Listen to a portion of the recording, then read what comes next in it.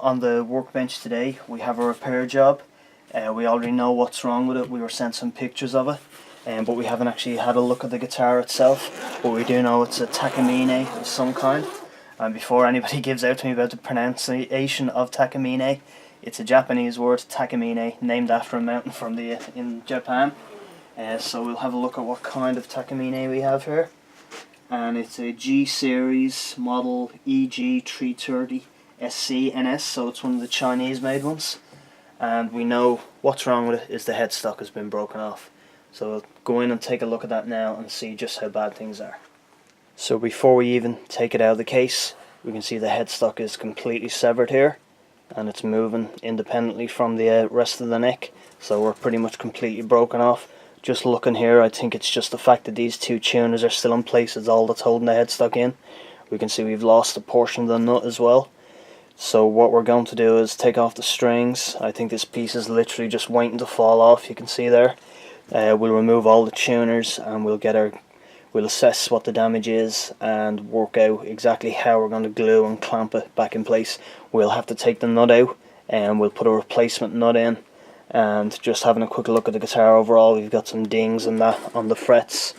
So what we'll do is we'll do a complete setup on the guitar as well, and just give her a clean up. And because we'll be changing the nut and because of the headstock repair, we'll probably have to make a good few adjustments. We'll probably have to adjust the truss rod, and we'll give it just a complete setup and get her fully back to life, hopefully.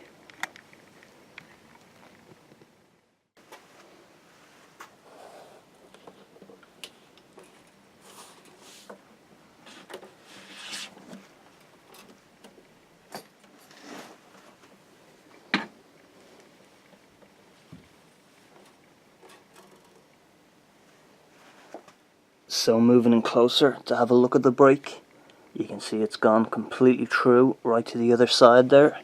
If we bring it over, you can see it's completely through all the way up and all the way up here.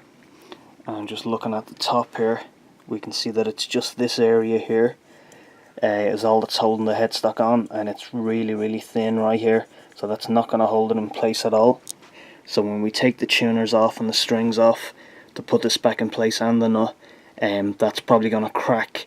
And because we don't want to take in too much more wood with it, what we're going to do is we're going to use a scalpel blade, and we're just going to cut a line here so that it breaks where we want it to, so we can try and keep the crack as uniform as possible, and just to make it easier when we glue it all back together. So we're going to try and take the strings off now and the tuners, and as I said, we'll make our little incision there and it should keep things nice and clean.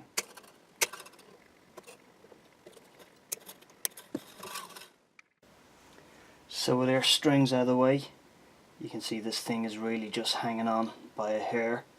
So as I said, we're going to make a small incision here just to make sure we can get the broken part of the headstock off as cleanly as possible.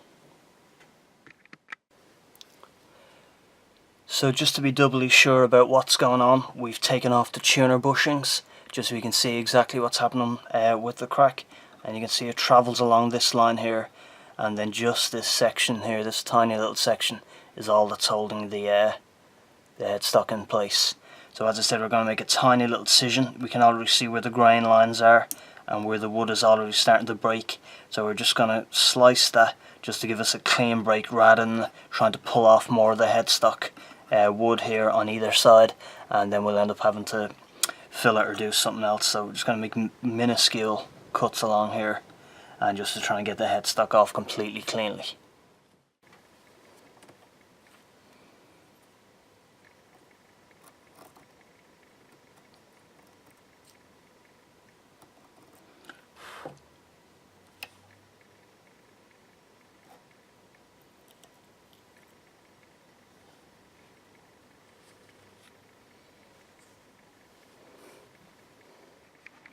So now at the two pieces apart, you can see exactly what happened, and as I said, you can see it's quite a clean cut. There's not a lot of frayed pieces. This area here is probably going to be the toughest to get back in. We thought the break was around the top here, but it actually undercut just here, so we'll have to slot the two parts back in together at an angle and get everything straightened up again. So what we're going to do next is take the tuners off, and then we might have to remove some teeny tiny little flecks of wood on either side that might get in the way, and we'll assess exactly how we're going to glue it back together. But we should be okay, and we should end up getting it back together without too many missing pieces. So just to briefly note, we can see now with the tuners off, this line here is where two pieces of wood were glued together to make up the neck and the headstock. This is called a scarf joint, and it goes along the neck and joins these two. And you can see where the neck actually broke here. It wasn't along the glue line, it was where the natural wood was. So when we glue this back together to the neck, the glue joint will be stronger than the original wood. So there will be no worries again about it coming loose or breaking at that spot again, because the two glued surfaces will be stronger than just the wood fibres alone. So we should end up with a really strong joint again. And as I said, it didn't break at the glue joint, it broke at the natural wood. So our new joint should be just as strong, if not stronger. So with the two pieces just held in place, it's actually quite a good fit. You can run your finger along where the break was, and although you know it's there, it's not hugely out of place. The only issue we have is this area over here. The wood sits a little proud, and we have a small gap here, but when we clamp it up and glue it all up, we'll actually fill that area, and we'll stain it, and we'll do our best to blend it all in. But this shouldn't be a problem, and as I said, on the other side as well, we can feel where the break was, but it's not too pronounced.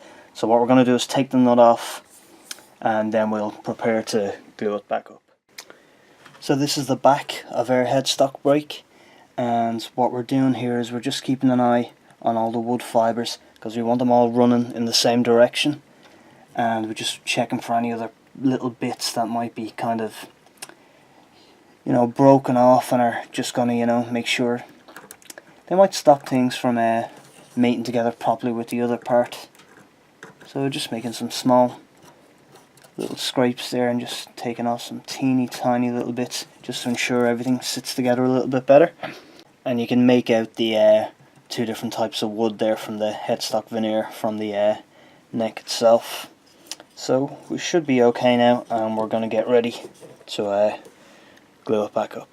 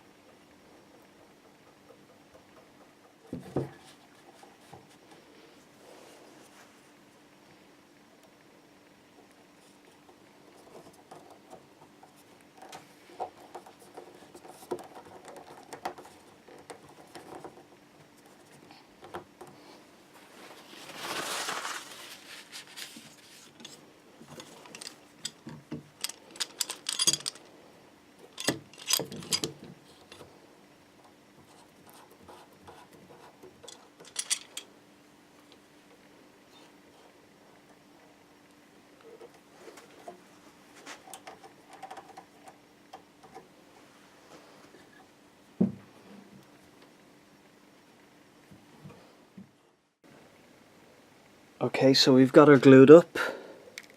You can just see the line just inside there where the break was, and you can kind of just make it out along the top there. So we'll leave this glue to set overnight, maybe even a little bit longer, and then we'll come back and assess what cosmetic work we're going to have to do around it.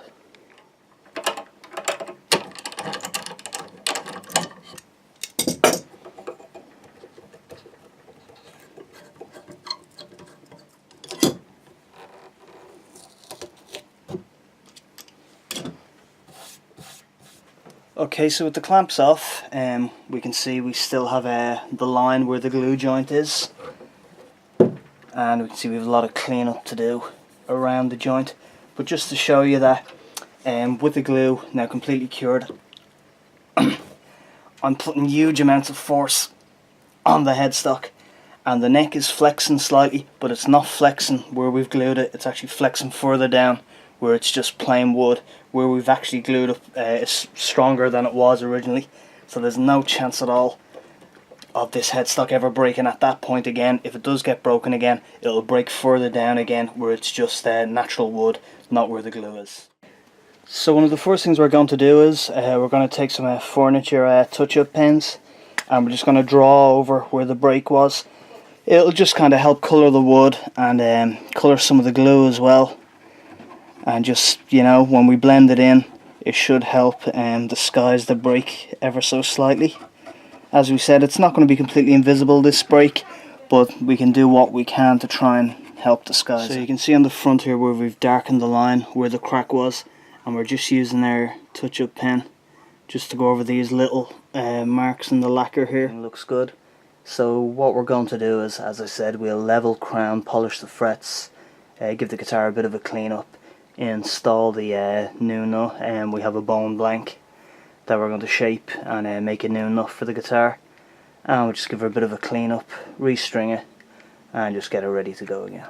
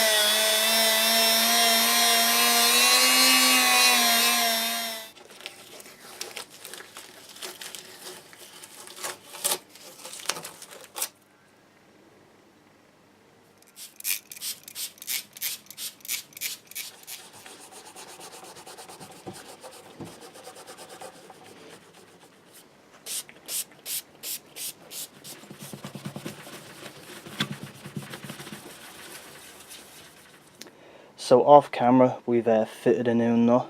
It's made from bone, so it should perform slightly better than the plastic one that was there. So next what we're going to do is we're going to put our tuning pegs back on, and all the hardware, the bushings and the washers as well. And just with this tuner here, we know that from the back that this hole here actually went through where the crack was, so we may end up having to re-drill that as we're refitting the tuners. So we'll check that just as we screw that tuner back in place, whether or not the screw is going in properly or whether we may need to re-drill it. So we'll just do that now. So with this tuner back in place, we can feel that the screw doesn't really want to go any further than that. So what we're going to do is take it out completely, and we're going to re-drill this hole here just to go slightly deeper, just to make sure the screw can seat properly and we're not going to be splitting wood or anything in that hole.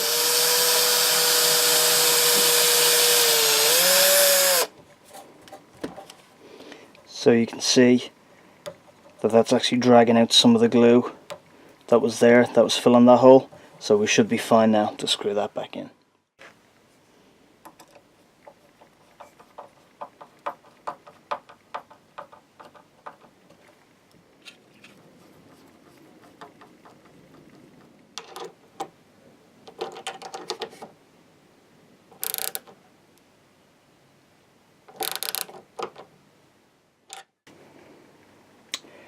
So we're just going to give the fingerboard some fretboard restorative, which is just an oiler and a conditioner, and we're going to put on a decent set of strings, and we'll bring you back when it's all done.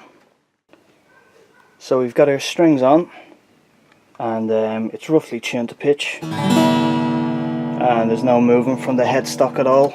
Headstock bends a bit when you press it, just like most acoustics, but you can see the bend is happening down and along here. It's not actually happening anywhere near where the break is. So everything should be good. We're just going to clip the strings and give her another good quick clean, and that should be it. So here she is, all done and dusted. We've cleaned the body, we leveled, crowned and polished the frets, we put on a new set of Martin strings, we cleaned and oiled the fretboard, we installed our new bone nut, and we repaired the headstock here. So as we said, it's not an invisible repair by any means, but it is strong, it is holding from even a short distance away. I'm just trying to catch it in the light here. You can see where the break is, but once it's not directly in the light, it's not completely noticeable. It's a bit more noticeable on the back. Again, once it's in the light, you can see our break along here. It's catching it in the light. And so that's repaired, it's not going anywhere. And the guitar is now finished, and we'll get ready to pass her back onto our owner.